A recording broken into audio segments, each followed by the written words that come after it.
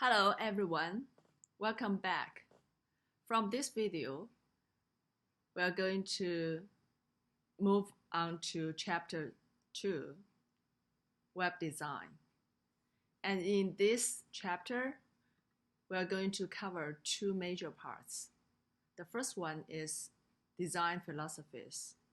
We're going to talk about the web design frameworks. There are 5 aspects. The most important factors you need to focus on when you do the web design,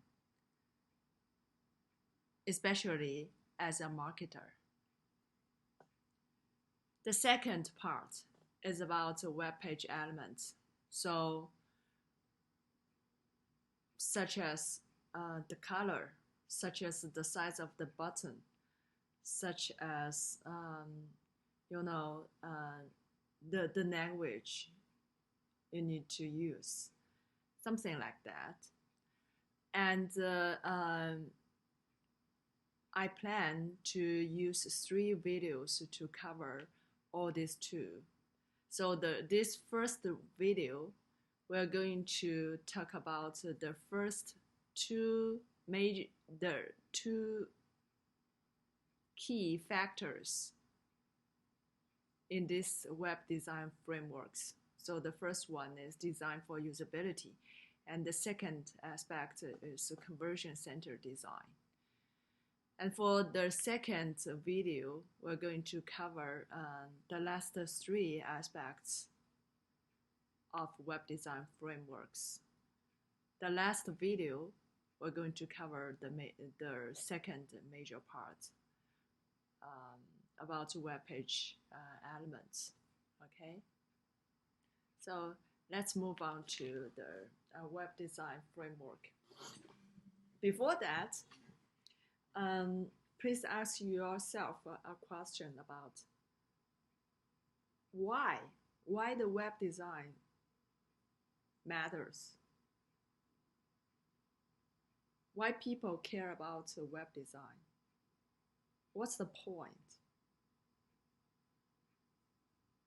Actually, the short answer is you should pay attention to create a good designed web page, website, homepage, landing page.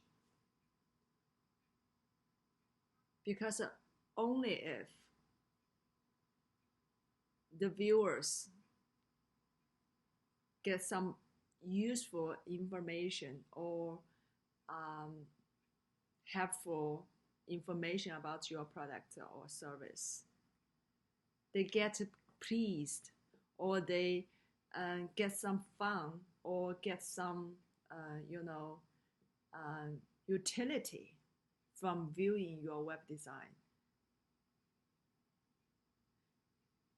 Only in that situation it is possible for you to convert the viewers to be your final or your real customers, right? With deals, you can make some money. So the main point, the end objective of web design is to enhance, to get high conversion rate, as high as possible.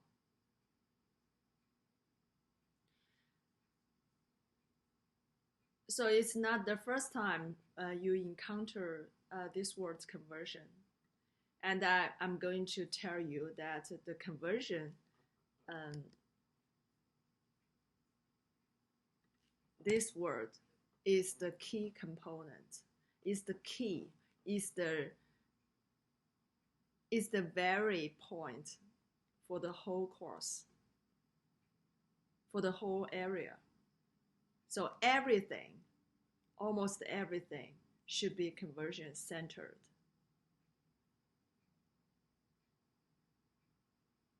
So the web design, its end objective is also about how to improve the conversion rate, how to make the traffic, the viewers from the traffic be converted into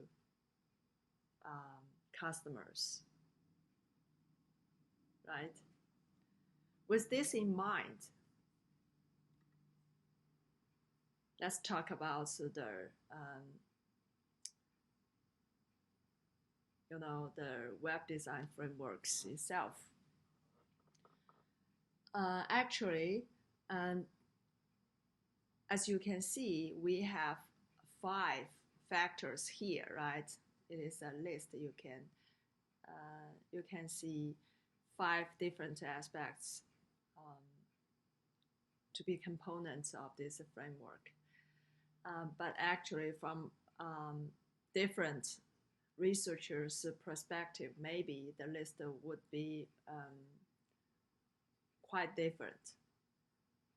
But from my perspective, especially from the connection, from the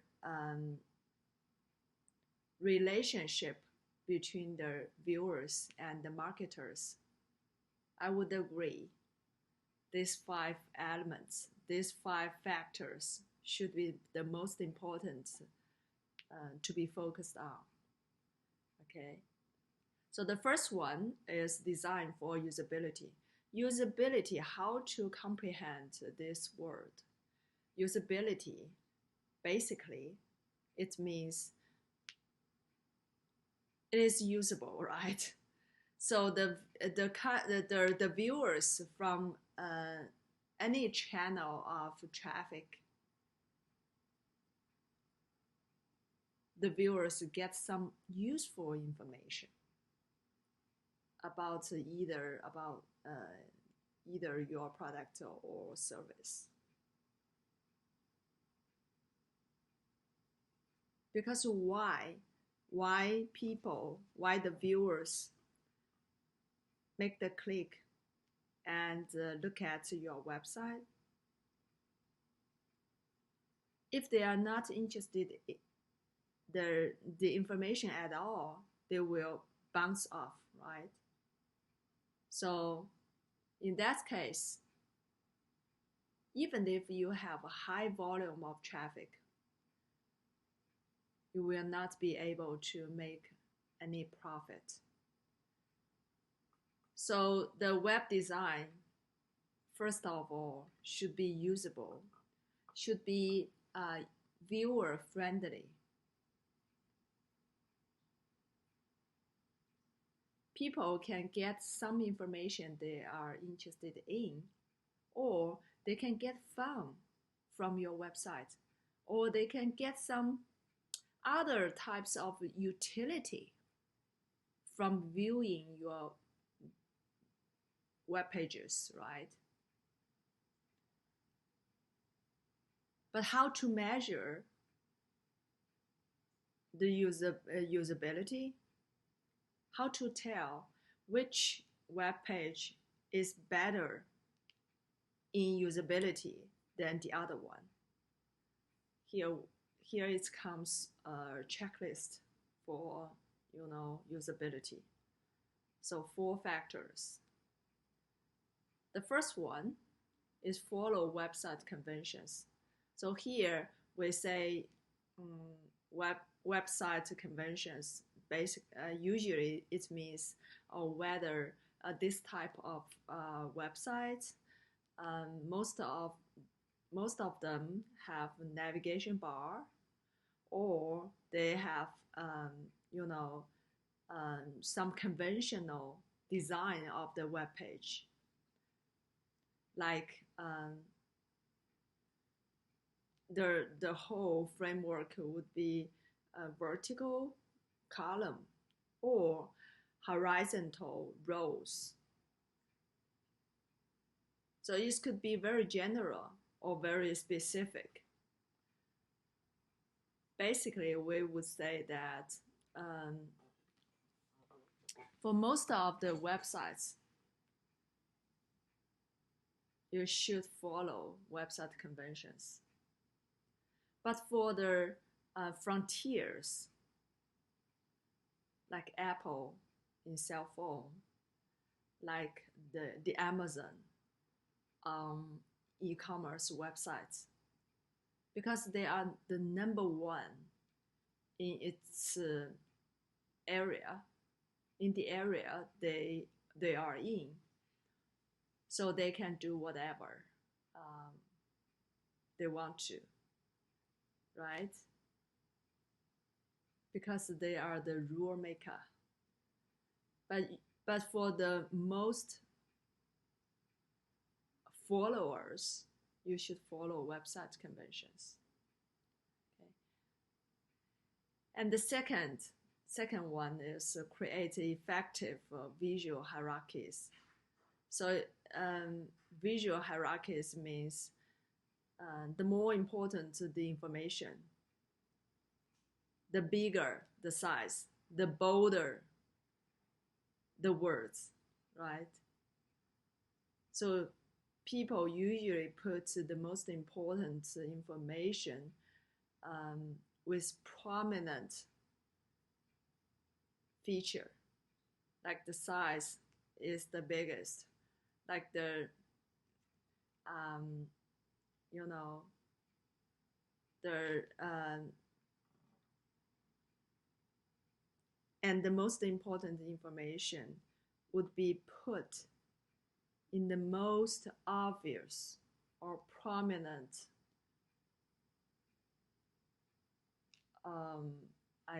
I mean location. Sorry, yeah, that's what I mean. So the more important information, the greater the size, the more prominent. Okay, so it's very clear. It's very easier for viewers to tell, oh, which information you're emphasizing and what kind of information they should pay attention to. And the third one is eliminate the distractions. So for instance, if your major objective is to attract new customers, so in that case, you should put one button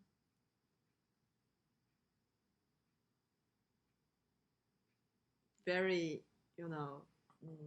very obvious location, and very easy to find it for the potential customers to make a click, right? In the meanwhile, because your focus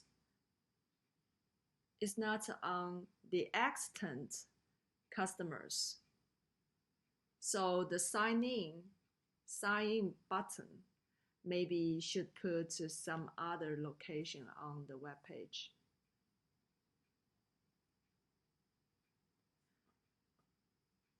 So here, by saying eliminate distractions means you should make your call to action button very obvious and very easy to find.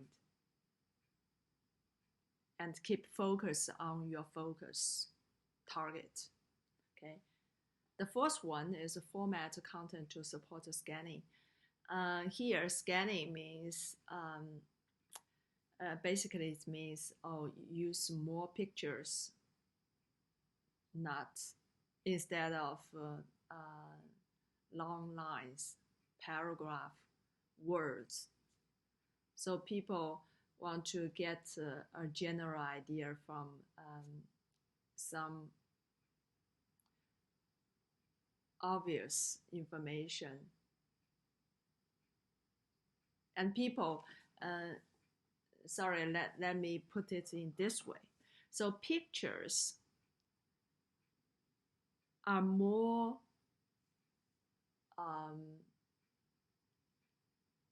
useful or more friendly to viewers by contrast to long lines or paragraphs. Okay. So for instance, even at a glance, people get the most important information. But by reading the paragraphs, it will take 1 minute or 2 minutes, even longer, to get useful information from it, right?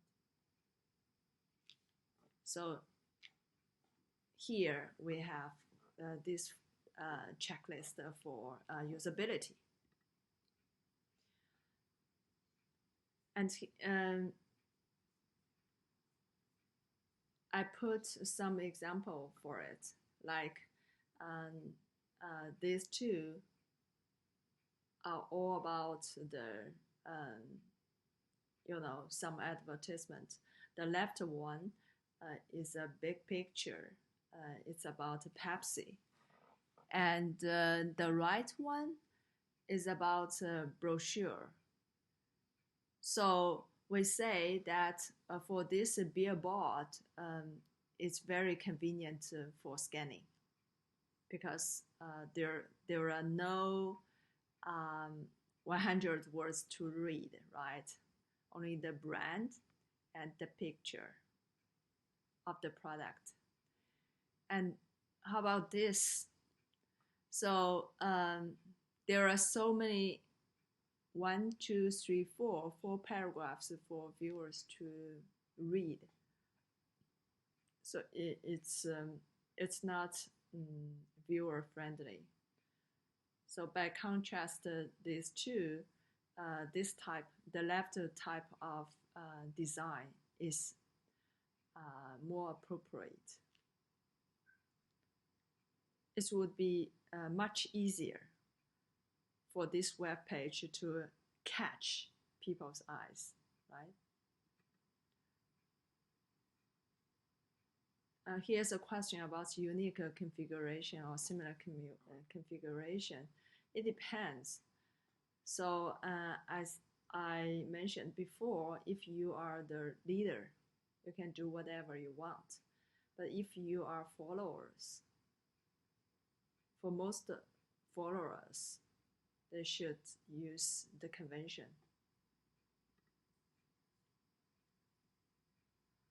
Okay.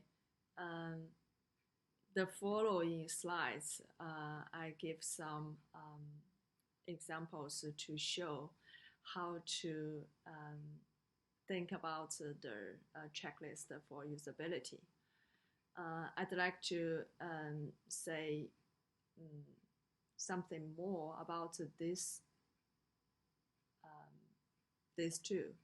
So here, basically, the key points of these two are the same. So it's about the summer sale, and it's about a big sale. Here, 70%, here, 50%, right? But what do you think? Which one would be, be of a higher usability?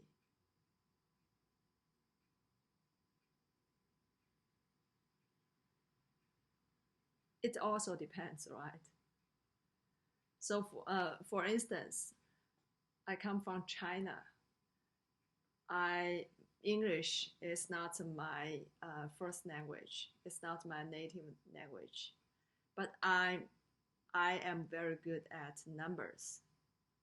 So here, the right one, 50, will be much easier to catch my eyes. But for Western viewers, especially for native English speaker,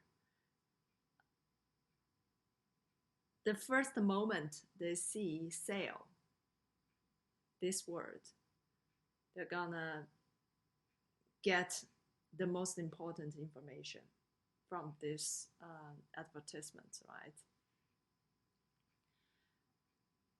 So,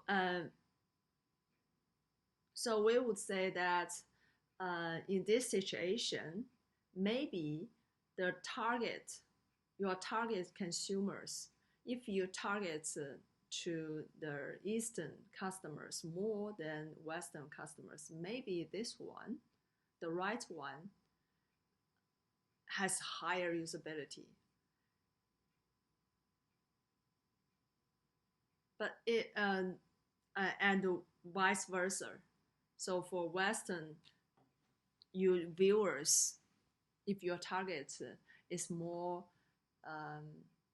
you know, Western viewers, I would say the left one, usability is higher than the right one. But actually, for the customers who are very interested in to get, to be the customer, maybe the left one will save them much more money because the ceiling is 70% off, right? And this one is 50% off.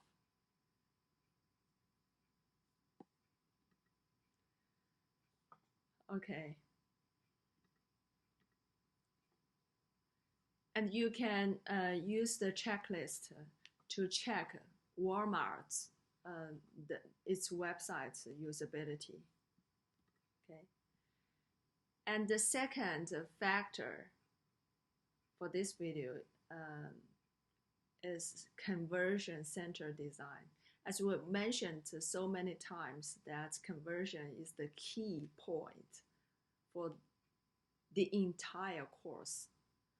So how to design our conversion-centered web page? So here a list. Actually, the actual list for the industry to follow is much longer than this one. But I'd like to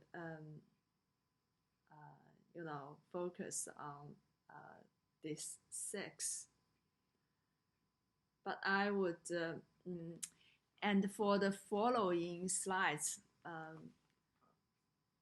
I put a question for each word. So for instance, attention means, is there a single call to action that attracts the user's attention? So how to catch the viewer's attention? You should make the button be very prominent, right?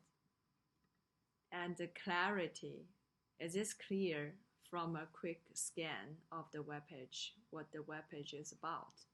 So what is it about? What's your product?